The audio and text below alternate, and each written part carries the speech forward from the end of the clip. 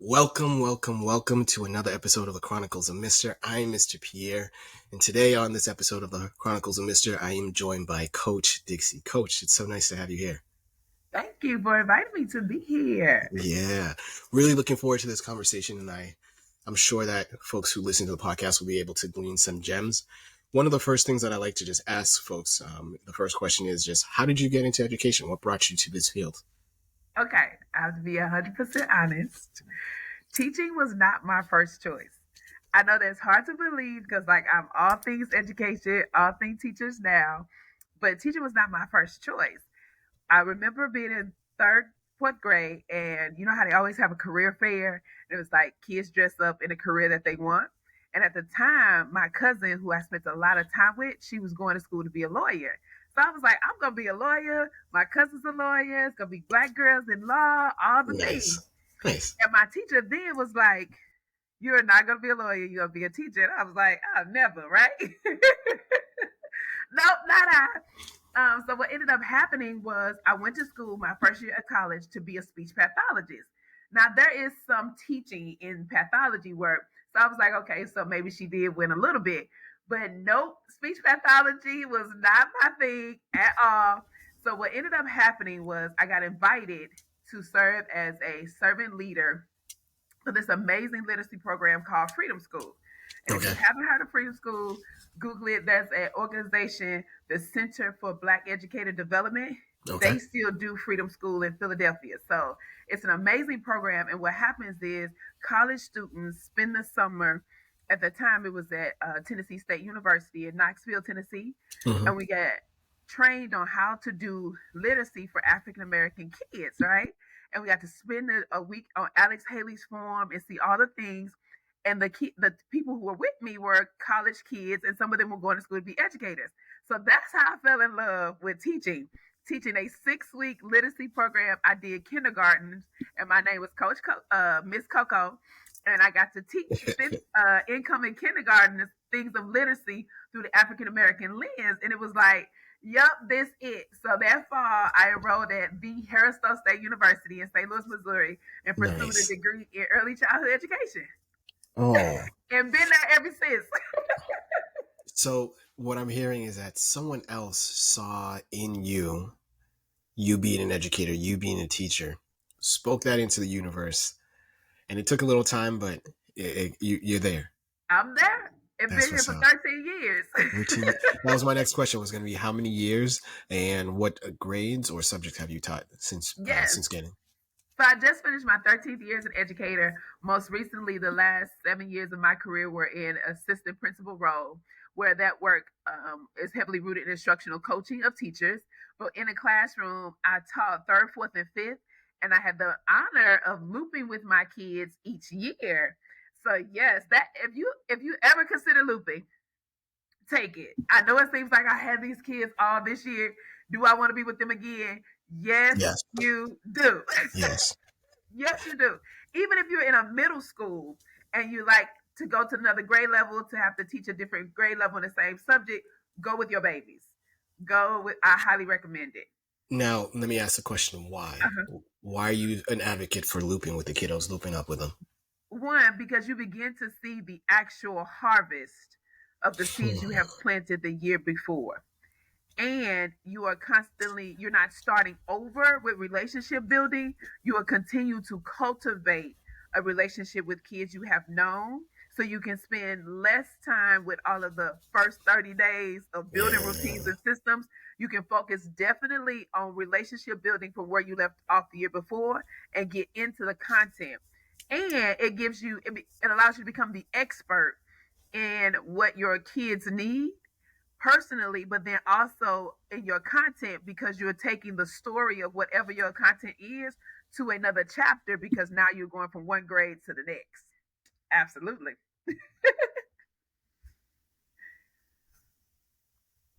I have only been blessed to move up or loop up with my kiddos just 1 year, and everything you said, spot on. To be able to know that from day one, it's not day one, it's day 181, because we've already had a year. And to know, okay, I know this kiddo likes this. I know this kiddo doesn't like that. I'm going to throw this in when I'm playing my music in the classroom and make sure I have this song about this Come artist because they're the on. one who introduced it. I know these two had a little bit of drama at the end of the year. Don't pair them up together.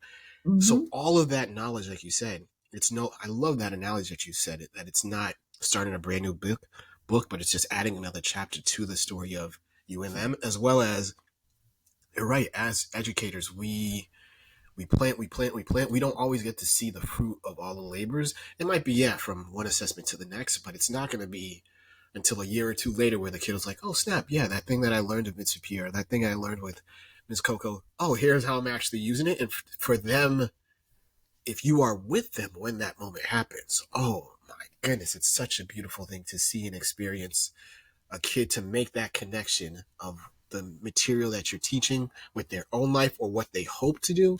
Mm-hmm. It's one of the best things ever. Yeah. So I would definitely agree with any teacher who's able to roll up with your kids, move up with them to do so. Even if it's a kiddo that you felt was difficult, you're now coming from a place of, I know who you are, you know who I am. Absolutely.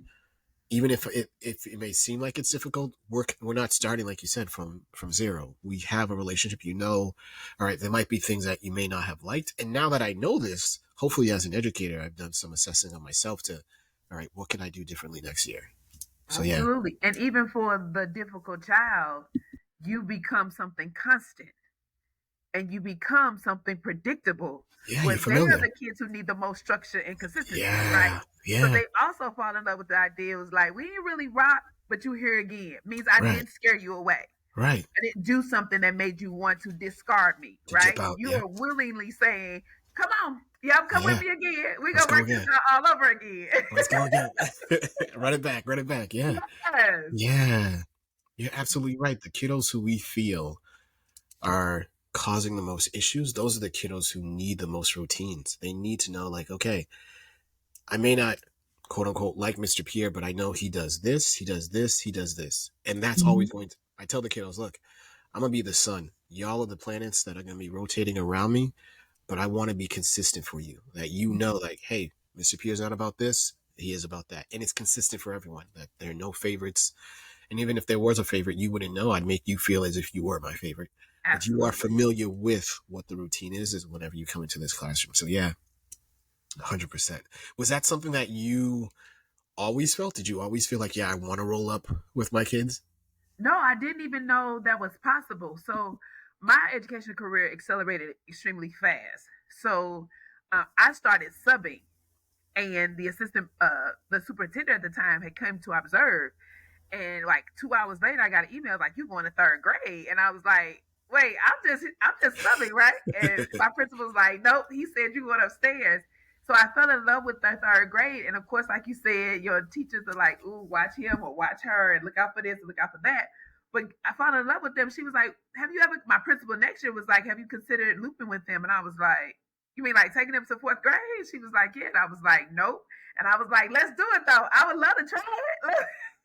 Let's do it. Let's do it. Let's do it. So that also meant that she trusted my teaching.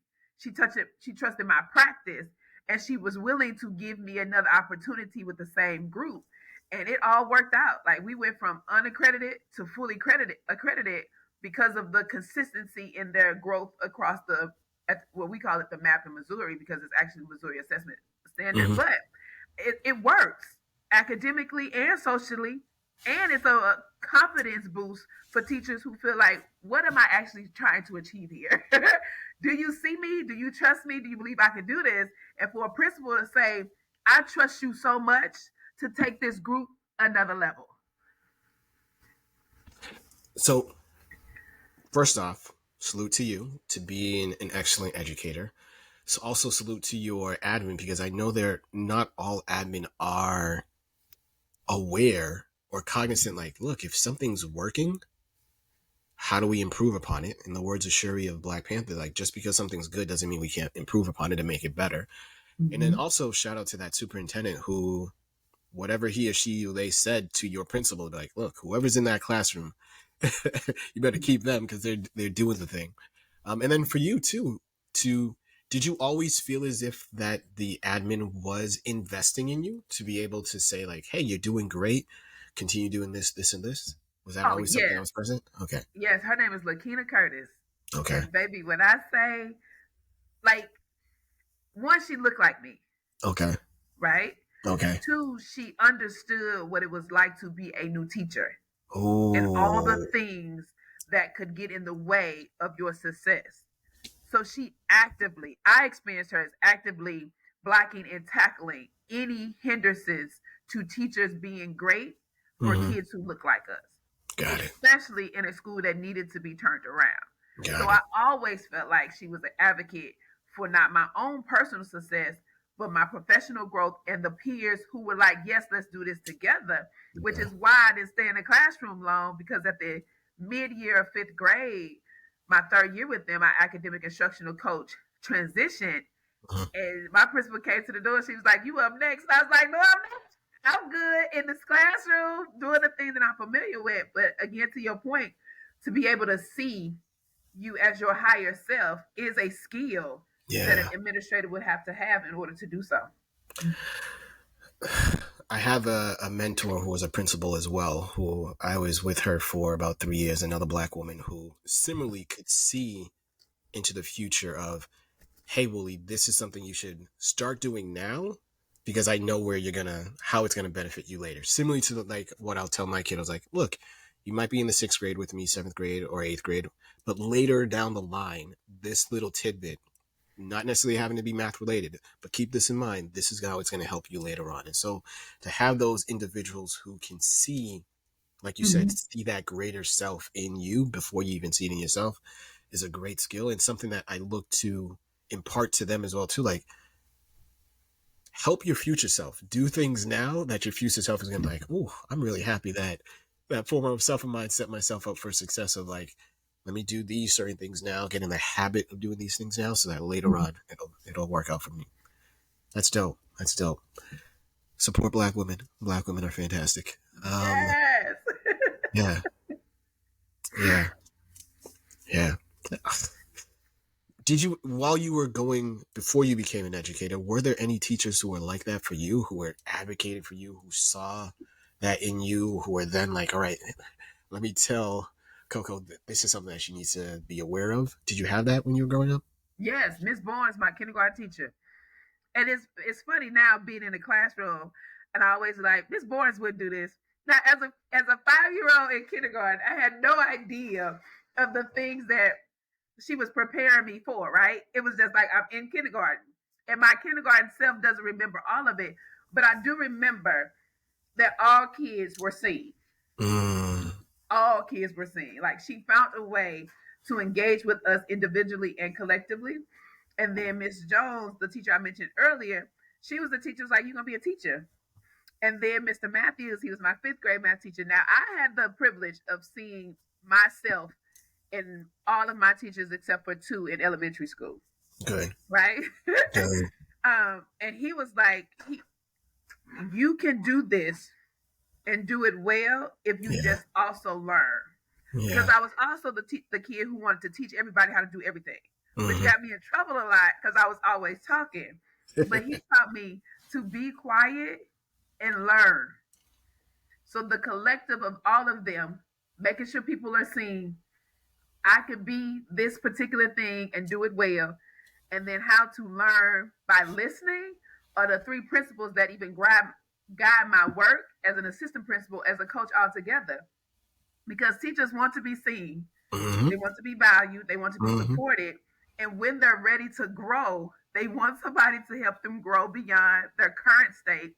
And we all have to continue to listen. Coaching and developing people is all about listening, and not just listening with your ear, but listening with your heart to be able to see them, to be able to value them, to be able to support them, and know that sight and vision are different. So if you have a vision for your school, you have to also see the people you serve in your school to fulfill your vision. But if you only see them as, oh, he's a black male, or she a teacher, they're expendable, they can come and go. No, like they have to be cultivated the same way you want them to cultivate your students. So yeah, I had those 3: Miss Bowens, Miss Jones, and Mr. Matthews. It, there are so many things that you said that I agree with, and I'm hoping whoever's listening to this pick it up as well too. Of like, you just described community. You described not being like this silo to just a classroom teacher, but you're a school teacher. You have admin, you have other individuals who are in the building who, if you are hopefully a superintendent who has this vision for a school, you're putting a principal present who is going to look to serve the teachers, and those teachers are then going to look to serve the students, because ultimately that's it's about the kiddos who are there. But Mm-hmm. if you don't have, like you mentioned, that vision in that sight to be able to see what's in front of you, as well as a vision of like what could possibly be with the right cultivate, that's not going to come about. And I think as teachers, like that's what we need to also do too, is like whatever crop of kiddos you get in front of you every year, do you have the vision of like, all right, now that I see you and I understand who you are as an individual, what can I do to prepare you for the future greatness that you can walk into? And you mentioned like the person needs to want that, because I may see it for you, but if you're not there yet, like the teacher who said to you, like, yeah, you're going to be a teacher, be like, no, I'm not, I'm gonna fight this. I'm gonna do all the other things, and eventually that moment will come where it's like, oh snap, they were right. But I can only bring the horses, so to speak, to the water. The horses gotta want to drink the water too. So yeah, Absolutely. how do you balance that? Because as you mentioned that you're an AP, and so you may see it for others, but if they don't see it for themselves yet, how do you balance it, like just enough, yeah, enthusiasm, if you will, so that it doesn't Right. repel them, but little by little draws them in. One, we talk about in education that there's a skill gap and a will gap, right? And skill gaps we often address because we sit in PDEs and we like, here's this new literacy skill, here's this new math skill, here's this new data skill, and we teach skills. And oftentimes, teachers, like you say, we we think that we're teaching them the skill to bring them to the water, but their will won't allow them to drink, Mm, right? And your yeah, will is tied up in your thoughts, feelings, actions, and emotions. And many teachers come to the work with thoughts, feelings about education, about hmm, the school they're at, about what they heard about their principal, what they yeah, experienced last year from this group of kids, what they experienced this last year from parents in the same community. And there's no professional development session that just deals with that. hmm, So I get to sit in a seat of adaptive coaching to just say, what do you really think about the kids you serve? hmm, Don't give me the I believe all kids can learn, because right now your actions in this classroom do not say to me that you believe all kids can learn, right? And you can say anything, but your true consciousness is going to show up in your behavior.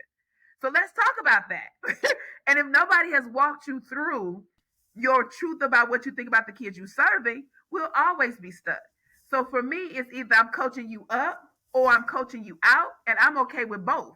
Because at the end of the hey, day, the kids in front of you deserve somebody who truly believes they can learn, they are human, they should have choices that you're going to prepare them to be able to make, and your actions should align with that. And after I've coached you, if you were unable to do so, I'll see you next year somewhere else, on mm, TikTok, on Instagram. Hey girl, yeah. hey, what up, my boy?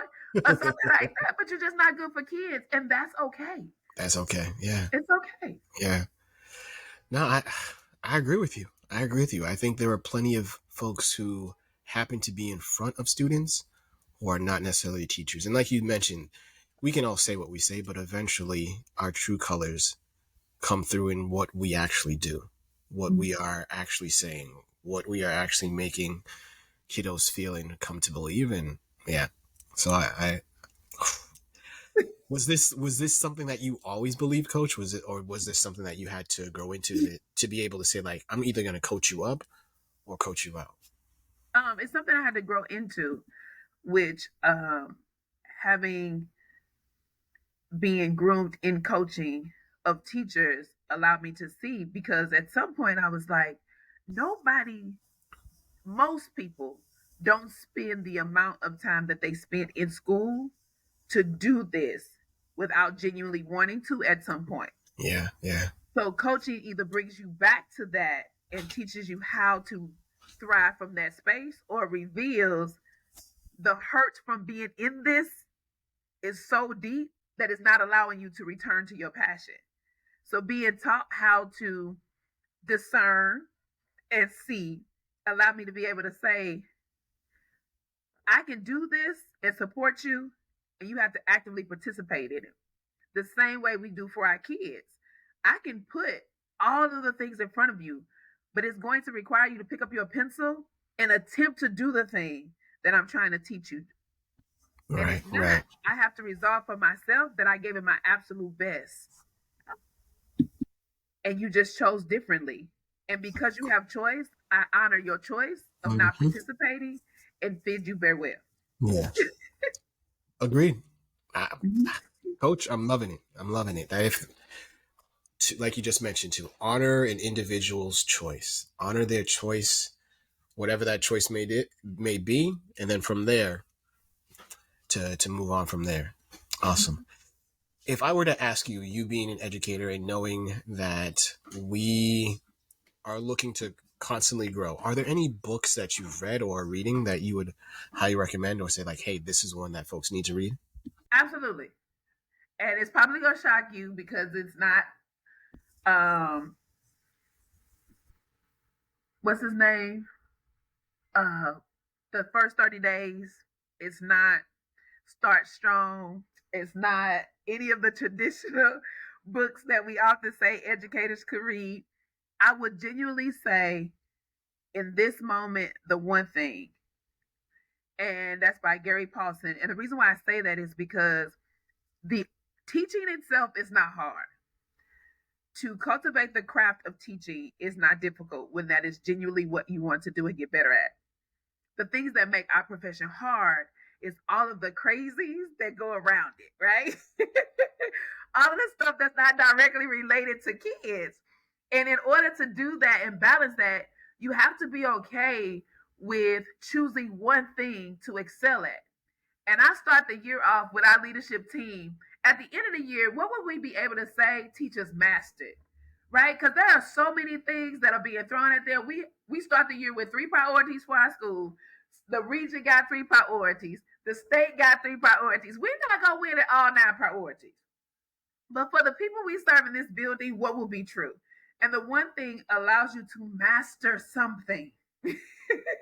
It teaches you how to consider all the things you got going on and just say, I am going to nail cultivating relationships with my staff for 6 weeks. And I'm going to prioritize seeing them, growing them, establish relationship with them so that in week 7 I could do X, Y, and Z. But it would definitely be the one thing. Not just professionally, but personally, because we got stuff going on personally too, right? We have relationships, we got bills, we got all the stuff. But the Thank one you. thing definitely allows you to bring yourself to a place where I will be able to say, I achieved or mastered or grew or improved in this one thing, and it Yeah. helps with so many other things. You Yep. you you you said the thing that I don't think a lot of teachers are fully aware of that if you have 9 priorities, nothing's a priority. Like you mentioned, if the school has 3, the principal has, you as a classroom teacher, you have 3, your principal has 3, your school or superintendent has 3, the state has 3. Like, if everything's a priority, then nothing's a priority. The Yep. priority just means one. And so choosing just one thing, similarly, if you are a teacher, like, hey, at the end of the year or at the end of this quarter or semester, whatever, what's Mm-hmm. the one thing I want to say, like, hey, I accomplished this one thing. And then similarly too, if you meeting with your AP or your coach or your principal to say like, hey, at the end of the year, what's the one thing that I should say that I won on or that I've grew on, should be that. Yes. Because if you have a 3, 4, 7, it's like you realistically can't do all of it. Yep. And And it's something, disheartening from the jump. yeah, yeah, very disheartening. And particularly, I can imagine like if you're a new teacher, like, look, I know this content, but teaching it takes time. Yes. Being able to teach it well is going to take time. So if you got that coupled with 3 or 4 other things, it's like, yeah, you're setting me up for failure, not success. Absolutely. So yeah, I agree with it 100%. Now this is the part of the podcast I'm selfish about, of asking if you were to come up with a playlist, 5 songs at least, and it could be 5 artists, 5 albums, 5 or whatever. We'll Uh-huh. just start with 5. But if you were going to create a playlist, who would be or what songs would be on that playlist? Okay. Right now, My theme for the summer since April has been Just Fine by Mary J. Blige. That is on full rotation, so it definitely be that. On the movie soundtrack of The Greatest Showman, there's a song called This Is Me. That's number two. Number three, I don't care where I am. I don't care what's happening. It definitely be I want to dance with somebody by Whitney Houston. And if you, oh my God, that Fantastic. is it. Okay, that's all I'm Fantastic. gonna say about that. Yeah. And number four, I also will get up and jam to Bruno Mars, 24 Magic. When he drops Okay. that beat in the middle, it is just Hmm. 24 Magic. What's that sound? That's it. Okay. Okay. That's a good And one. number five, I would definitely say it would be now Monica, and it would be um Why I Love You So Much. Monica, Why I Love You So Much. Okay. Yeah.